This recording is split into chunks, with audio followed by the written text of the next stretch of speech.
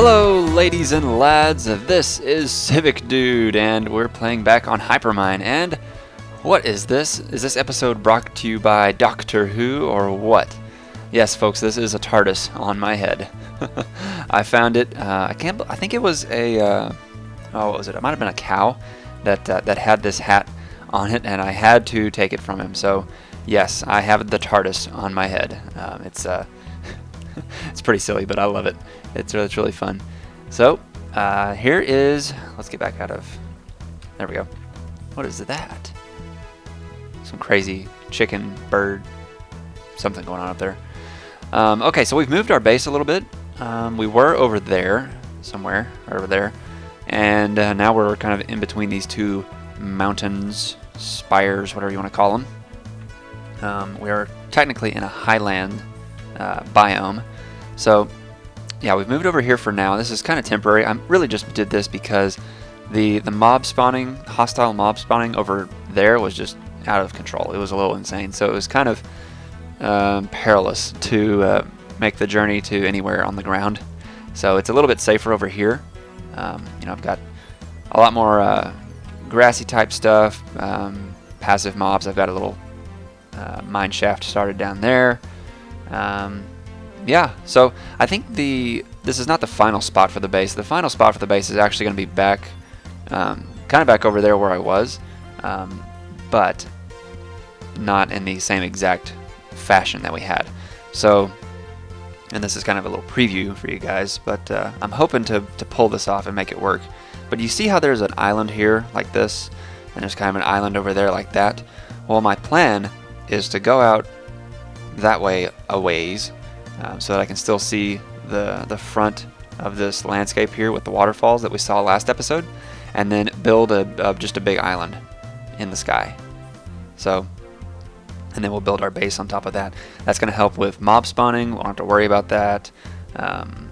You know, all that kind of stuff. So we'll be, but it's better than building on a slime island like one of those, so I don't have slimes everywhere.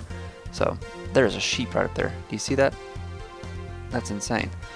Okay, so that's the overall plan for what we want to do, but we can't do that yet because we don't have the ability to do so.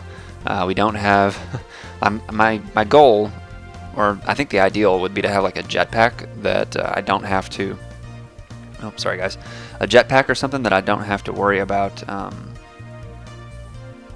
you know, falling or anything like that. I might just pillar up with dirt. I don't know, that might work. But anyways, we don't have enough resources to do that anytime soon. So let me show you what we have done since the last time. Again, like I said, we moved the base over. I gathered some, what are these, blueberry bushes? Yeah, blueberry bushes from down there. Brought them up here for some food source. We've got some potatoes in that one, I think. Yeah, and then carrots here, and then just wheat all the way around the rest there. This is one of the force furnaces. So this one's a black force furnace, even though it's yellow. I don't understand. The cool thing about this, Armitage was showing me, is that the furnace itself will retain the level of fuel. So unlike a regular furnace, whenever you put coal in this one, it doesn't deplete when there's nothing to burn. So that's really nice and convenient. So you can just load it up with items in a hopper, and it'll spit it out to a chest that is adjacent to it. So anything with an inventory that's adjacent to the furnace, it will spit out. So that's really nice. But the piece de resistance of my setup so far is my level 1 power generation setup. So this is using the mechanism mod. You know, we don't have thermal expansion, so we can't go down the typical MJ route that we would do with typical thermal expansion machines. So what are we doing here? Well, let me try and explain. So this is called a heat generator, and it sits on top of a lava source block, and that was probably a bad decision. Sits on top of a lava source block, and it will generate a small amount of power that I'm funneling into a electric pump via these universal cables. All of these blocks are from the mechanism, except for the universal cable. I don't think that's from mechanism. That's probably from... No, it is. Okay, I was wrong. So, heat sends power into the pump. The pump sits on top of an infinite source block, so I've got water right here and then water under there. So those feed into this one, creating an infinite source block of water. And that then feeds into this electrolytic separator, which will then separate the hydrogen and the oxygen from the water. And adjacent to that, we have a hydrogen generator, which actually creates the power. So the separator will currently output hydrogen, and it's just dumping the oxygen out into the atmosphere, I guess. And the hydrogen goes into the generator makes power. Some of the power goes to our machine, or most of the power goes to our machines, and a small amount of it goes up here and back to the separator and the pump, so that we essentially have an infinite loop of energy. It's not a ton of energy, but it's enough to keep us going for now. So really we just have the heat generator here for kick-starting the machine or the pump from the very beginning.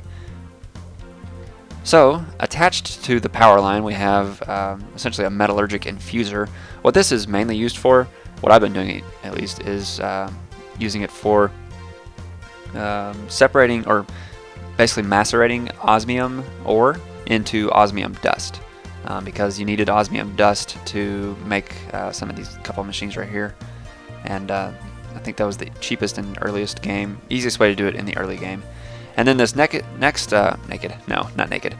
next machine over here is an enrichment chamber, and I can't tell exactly what this is like. Essentially, it seems like this is like a macerator from IC2.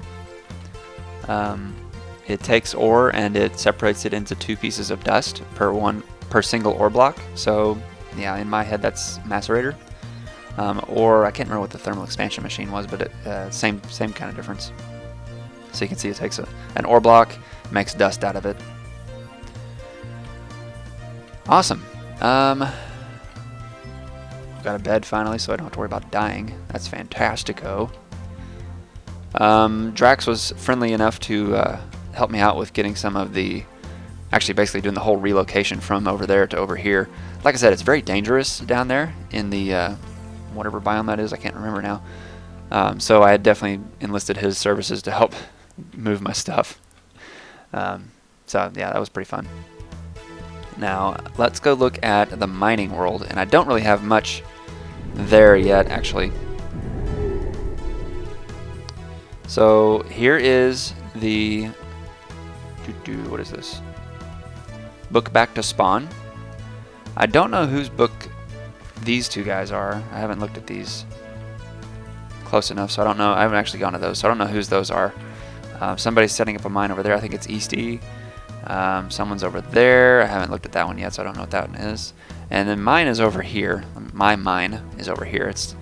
It's about as plain as it gets. But let's go check it out real quick.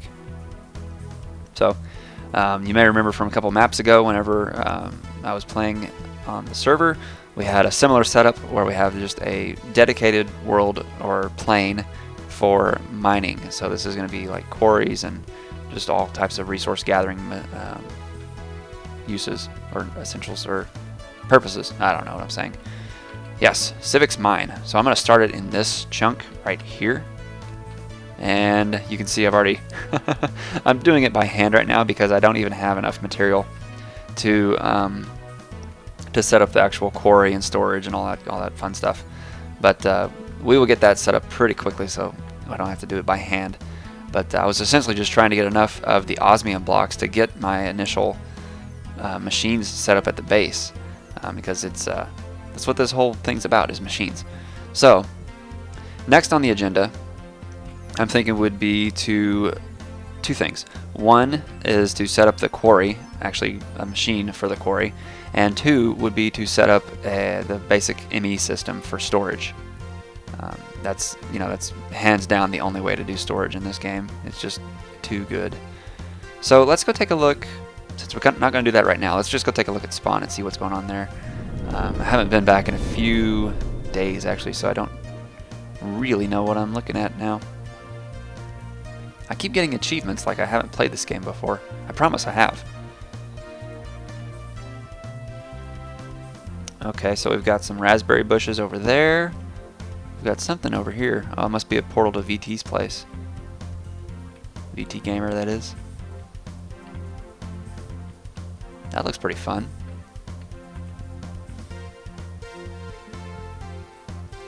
And if you're wondering where these blocks came from, these are from the chisel mod. So I think, let me see if we can find it real quick. Yeah, so a chisel, and I don't know if I've shown you guys this. If I have, I apologize, but I'm going to show it to you again.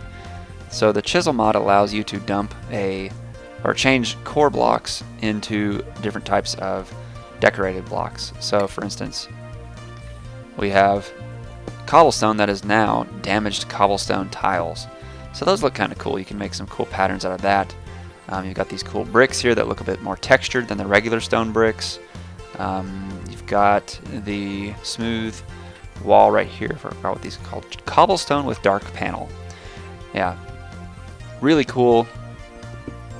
Very easy to do. All you do is make a chisel, and away you go. So let's change those back real quick because I did not want those. So to change them back, simply do that, like so, and that's it. Very easy to use. And ooh, what is this? Oh, it's just the book. Quarry World. Let's go.